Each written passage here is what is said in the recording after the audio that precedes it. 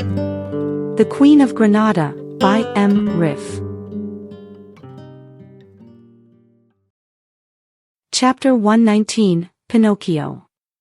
After a pause, she added with a wry smile, "But first, I had to gather my wits and find a way out of that underground bunker.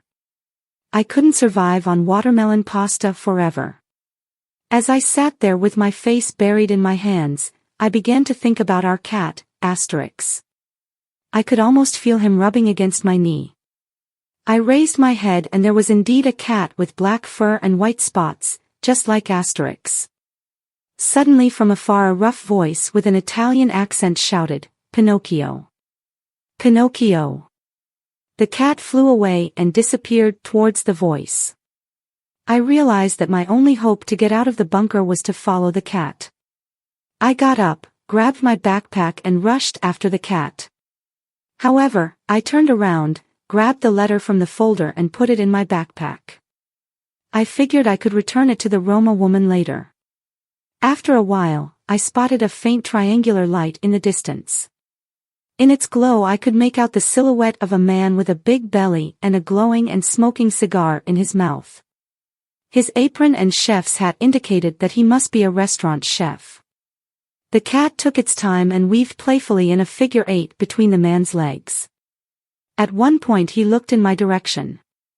In the dark, I was pretty sure he couldn't see me, but I still hurried to duck behind some concrete pillars piled on the ground. When he finally extinguished his cigar under his foot and disappeared through the triangular gap between the concrete slabs, the cat followed. I approached the place and caught from a distance the inviting smell of melted cheese, roasted mushrooms and basil. It was like walking by an Italian restaurant on the street. Soon, I found myself standing in the dim light filtering through the opening.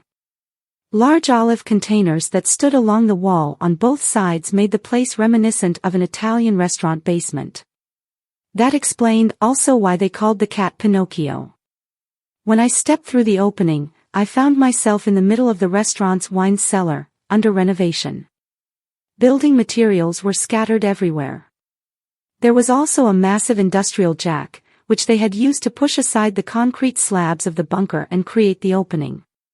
It appeared that the restaurant owner was in the process of expanding the basement into a nuclear-safe bunker.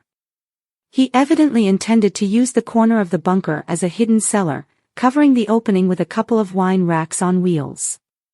I ascended the stairs, I entered the restaurant's kitchen, but it was deserted. I pushed through the revolving door into the dining hall. Everyone was gathered around a large table at the far end, laughing and savoring their evening meal. It's amazing how quickly isolation can strain one's mental state. In that bunker I felt like I had survived a nuclear apocalypse. Crawling out of the darkness and into this vibrant atmosphere filled with enticing scents and vibrant colors was nothing short of surreal.